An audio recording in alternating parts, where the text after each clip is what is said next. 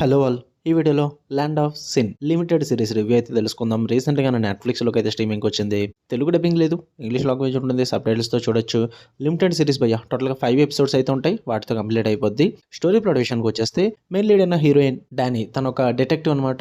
తనకు సంబంధించిన వాళ్ళు ఒక ట్రబుల్డ్ కిడ్ అయిన సైలస్ అనే అబ్బాయి అయితే మిస్ అవ్వడం జరుగుద్ది. ఆ కేస్‌ని తను ఎలా సాల్వ్ చేసింది? అసలు తను ఎలా మిస్ అయ్యాడు? తనకి ఏం జరిగింది? వీటి చుట్టూ నడిచే స్టోరీయే ఈ 'ల్యాండ్ ఆఫ్ సిన్' సీరీస్. ఇక ఫుల్ వీడియోలోకి వెళ్ళిపోయే ముందు వీడియోని లైక్ చేయండి అండ్ రివ్యూని కూడా చివరి వరకు చూడండి. అండ్ మీరు కనుక ఛానల్‌కి కొత్తగా వచ్చుంటే ఛానల్‌లో ఉన్న కాంటెంట్ ఒకసారి చెక్ చేయండి. నచ్చితే సబ్స్క్రైబ్ చేసుకోండి. అండ్ వీడియో కింద డిస్క్రిప్షన్‌లో second channel link and Insta link ఉంటుంది. అవి కూడా ఖచ్చితంగా వెళ్లి చెక్‌ఔట్ చేయండి.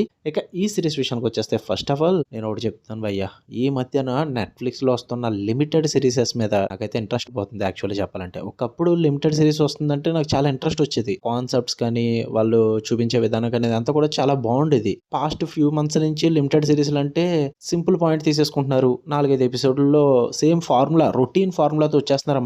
4, 5 ఎపిసోడ్‌లో కంప్లీట్ చేసేసేలాగా. సో, అది నాకు అంతగా వర్కౌట్ అవ్వట్లేదు. ఈసారి కూడా సేమ్ అలాగొచ్చారు భయ్యా. కొత్తగా అయితే ఏమీ లేదు. స్టోరీ ప్లాట్ కూడా సేమ్ చాలా సీరీస్‌లో చూసిందే ఉంటుంది.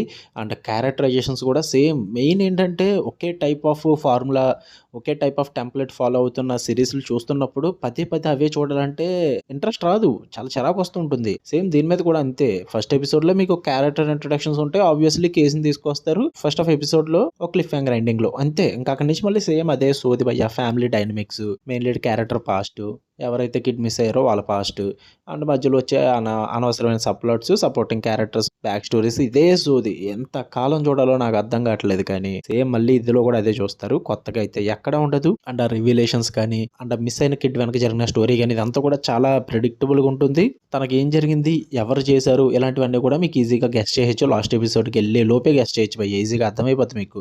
ఆ ప్రొసీడింగ్స్ అన్నీ చూస్తుంటే. ఎందుకంటే అంత ఫెమిలియర్ అండ్ అంత రొటీన్‌గా ఉంటుంది.